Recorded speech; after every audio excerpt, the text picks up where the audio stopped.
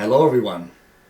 Today I'm doing an absolutely subjective ranking of Kiss albums, excluding compilations. The first thing I saw something of Kiss without really having any associations with it was in 1979 when my play friend, who was 1 year older than me, showed me the Dynasty album because she had, of course, become a big fan of I Was Made for Lovin' You, which was the big hit in Germany and all over Europe. And I looked at the album and I thought, I wasn't impressed. Up to that point I had basically heard the Beatles and a lot of very naive German music and what was on the radio. So yeah, I wasn't impressed. I thought, whatever. Clown faces, the next fad. I'm not really interested. Then as time went on, in 1980, everybody started talking more and more about this Kiss band. And 1980 was probably their biggest year in Germany. So I became interested, and a friend of mine, one classmate, had an older brother who at his age 14 was already working, which was not super rare in Germany at that time, but yeah, not too frequent, but he was able to afford his own records. So I went there and he put on Alive 2 and I heard the live version of Detroit Rock City. That moment I knew I'm a Kiss fan now. Soon I discovered that some fans were willing to pay enormous amounts for rare Kiss singles. So I became a dealer in rare records, specializing in Kiss. And actually, until like 5-6 years after I stopped, there were shops calling me about price recommendations. So I made a bit of an impression, and I started dealing in rare records, specializing in Kiss singles. And then Kiss started meaning so much to me, as you Kiss fans know. I think being a Kiss fan is an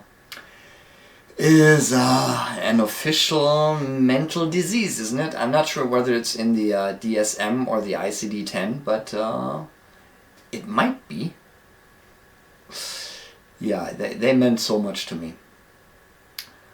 All the image and the music, the vibe. In 1994, I actually wrote a letter to Paul and Jean, which I read again yesterday. It's one of the very few things I kept for 30 years. But it meant a lot to me, and I expressed that in that letter. And I even got to meet them in 1984 on the Animalized tour after the concert in Offenbach. I went to a hotel in Frankfurt, and my stepfather organized the whole thing. We followed the record company limousine, and so we got to meet. I met actually Paul. I met when he was using the backstage entrance, and I made a separate video about that encounter. And I got to talk to Jean a little bit, a few words after the concert, and talk to Eric and Bruce a bit for a bit longer because they stayed at the hotel bar. Now again, this ranking is completely subjective, and it might change from time to time, and the distances in ranking are tiny in most cases, except for a few. So let's get started. At number 28, Hot in the Shade. What was that? When I played in a school band in the 80s, I would have been embarrassed to bring songs like that as a demo, let alone full album versions. It does have Forever on it, and also sort of like Little Caesar, sung by Eric. But the rest is really, I mean, are you serious? Is this even an album? I don't know. It's the only album I didn't even keep. So, yeah. Well. Clocking in at number 27, Monster. It is not as monstrous as the title might suggest. I think Hella Hallelujah is a sort of a reminiscence to I Stole Your Love, although by no means as great. The performances are solid. Eric Singer's vocals are charming. And again, Gene appears to not fully be in this. Number 26, Asylum. It is a Kiss album, so it is pretty good. Gene, again, still mostly absent from the album. Paul carries most of the weight. My favorite is Who Wants to Be Lonely. Radar for Love is basically Black Dog by Led Zeppelin. The performances of Bruce and Eric are great, but they cannot save the songs. Tears Are Falling was a hit. Number 25, Sonic Boom.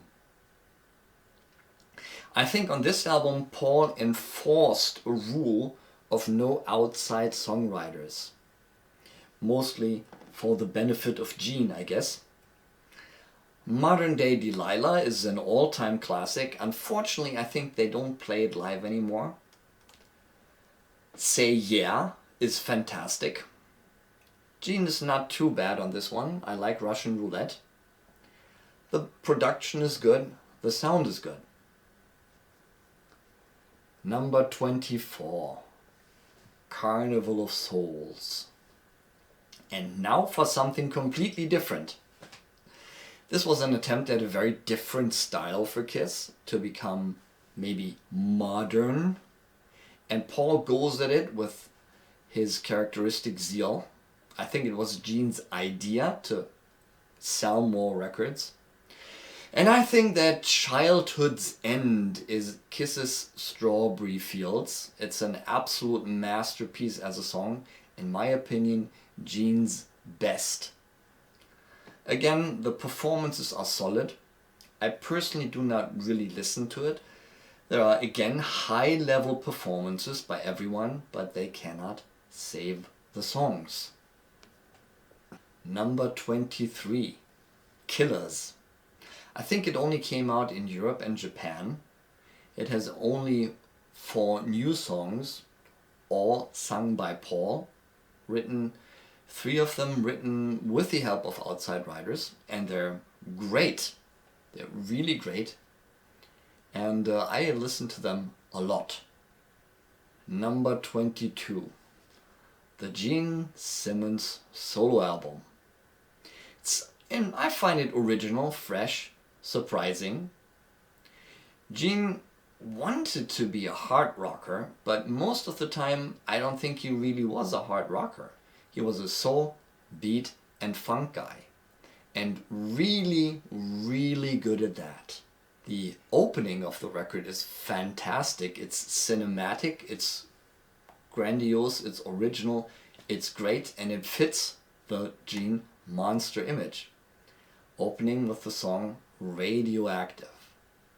My personal favorite from this album is Always Near You. Number 21, Rock and Roll Over. Great songs from Gene, Paul and Peter. I remember Paul talking about writing I Want You on a stage where Led Zeppelin had performed just a short time before Kiss, and it is quite Led Zeppelin.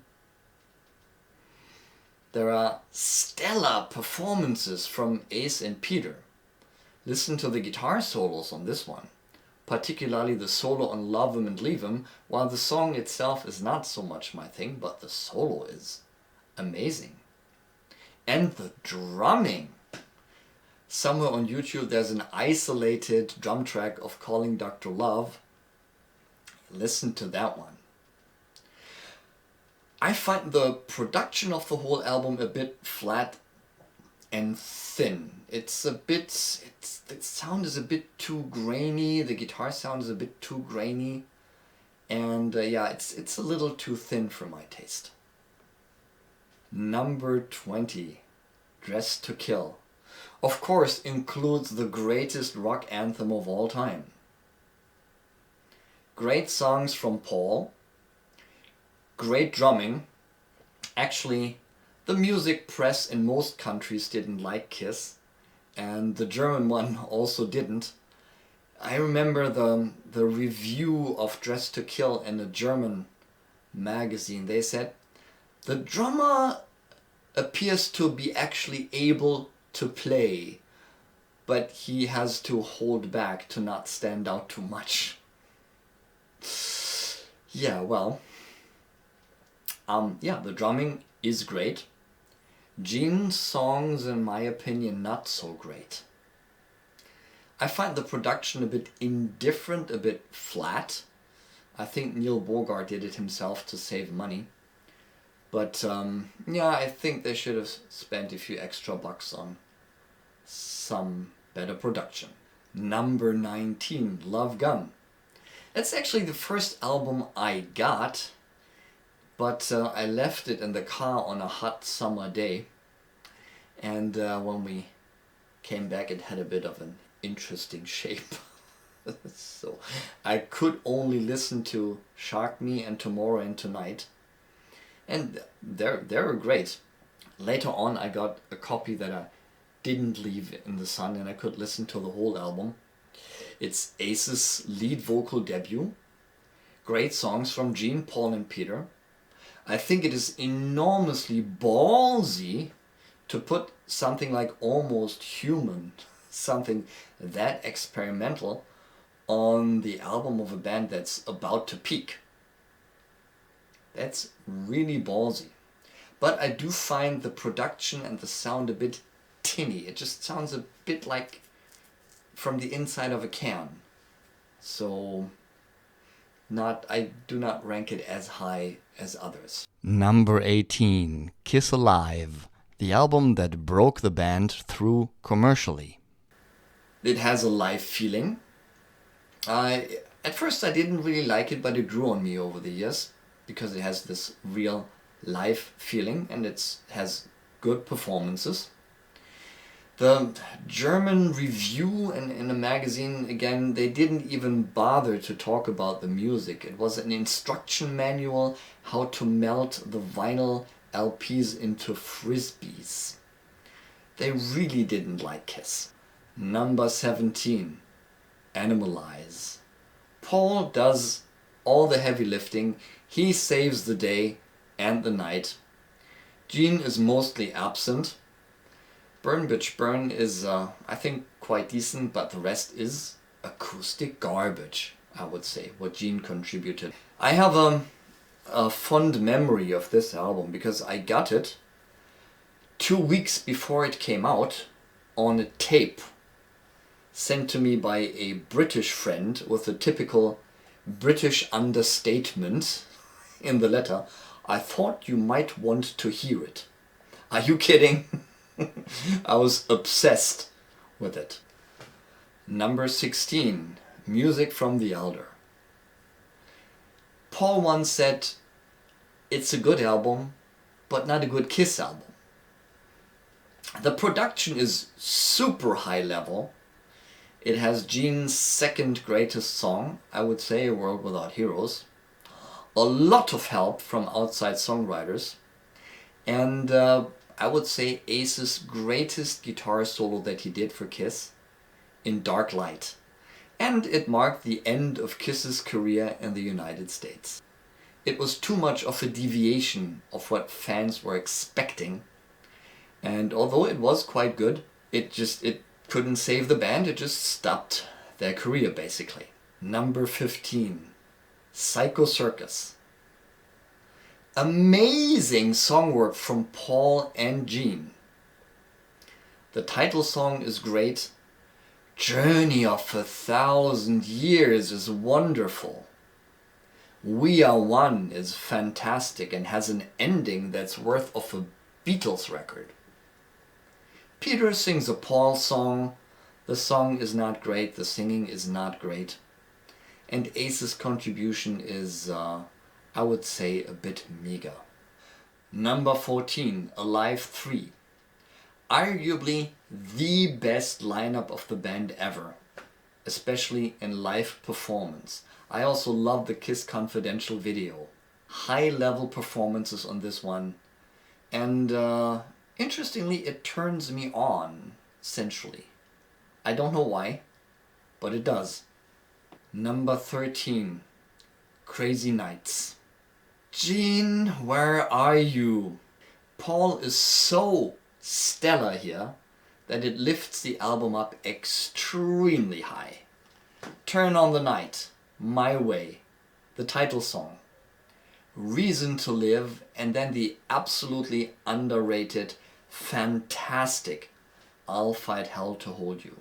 Production is good, great album. Number 12, Revenge. Gene is back! With some help from Vinny, with Unholy, and surprisingly also Paul let Vinny help write 2 of the songs. And Gene did Domino on his own, which to me is almost Zappa-esque in its way. Domino, I think it could have been a Frank Zappa song. My theory is that Vinny was kept around for as long as he was kept around, despite his shenanigans, was because he helped Gene sound great. Paul already sounds great on his own, but Gene often needed some help. And I think that was why he was kept around as long as he was. The songs are great. Bob Ezrin is at the helm again, which means great production, and he really pushed them on the songwriting. Number 11, Unmasked. I really like the songs. Great songs from Gene, Paul and Ace. Tomorrow, Easy as It Seems, What Makes the World Go Round. Torpedo Girl, Two Sides of the Coin, and Naked City. What a song. I personally also like She's So European. I find the production is a bit too flat and too polished, and the guitars don't have enough oomph for my taste. And also this was, I think, a missed opportunity for the live shows. Now they could have done Easy as It Seems live. They could have done Torpedo Girl live. They could have done Naked City live. But for whatever reason, they didn't. I understand that What Makes the World Go Round might be difficult to pull off live, but instead they chose Is That You, which is a good choice. Shandy, which is also a good choice. But including the other songs would have been a quantum leap for the quality of the live show. So I don't quite know why those were not included. Number 10, Peter Criss Solo. Yes, I really like this one. Mostly because of I Can't Stop the Rain. That song should have been one of the all-time greats on the Frank Sinatra level. It should have been a timeless hit. The album includes great drumming with great feel, and one of the greatest lyric snippets in rock history. I was vaccinated with a Victrola needle. But what is it with Gene and Paul and Peter's drumming? Have you actually listened to it? I mean, you were in the same band with the guy for 6 years. Listen to some of the isolated drum tracks. Peter Criss was a fantastic drummer up to 1978. Timing issues? No. Not as good as John Bonham? I say just as good, only in a different way. He played for the song, with the song. He played original and interesting. He didn't play boom bop boom boom bop. Most drummers play boom bop boom boom bop in rock and pop. And as much as Eric Carr was proficient, he also played a lot of boom bop boom boom bop. Peter didn't do that. And also, what's it with it that Gene and Paul both write in their books how horrible it was for Vinnie Poncha to work with Peter? Vinnie Poncha himself said in an interview, "Oh, Peter was easy to work with." What is with that? I really like this one. It's not typical Kiss, but it's still great. Number 9, Alive 2. Mostly I don't care much about album artwork, but look at these 4 photos. They are so well chosen, they are so iconic. All very different angle, different mood and coloring, yet capturing each band member so well. Great live recordings. The guitar sound is not what I would want it to be, but it's pretty good. And it has 4 stellar, great new songs and 1 odd cover song. Clocking in at number 8, the Kiss debut album. A raw rock album, well enough produced, with great drumming, great guitar solos, classic songs. Sound could be a little better. Number 7, the Paul Stanley solo album. A fantastic production of guitar sounds. There are some isolated guitar tracks on YouTube. Listen to them. Amazing guitar production. Also great choice of fellow musicians. Lead guitar, bass, drums.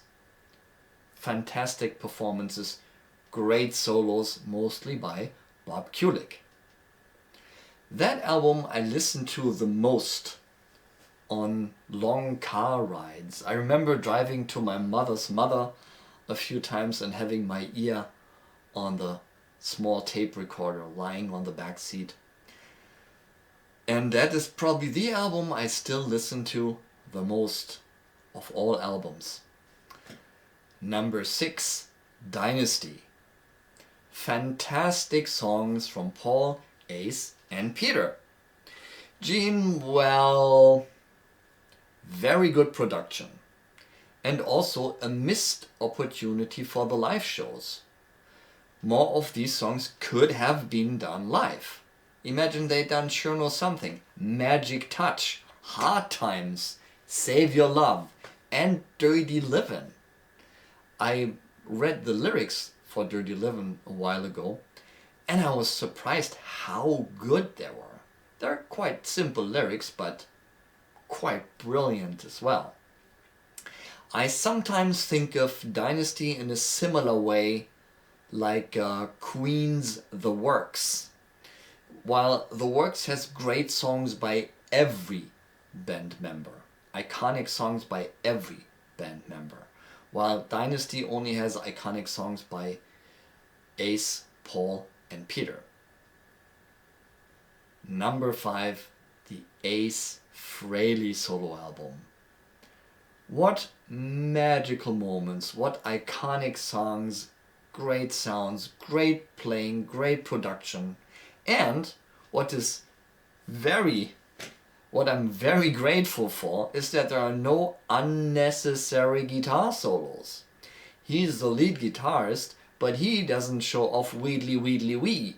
He knows he can write great songs and perform them really well. No unnecessary guitar solos. What a piece of work. Fantastic. Hotter Than Hell.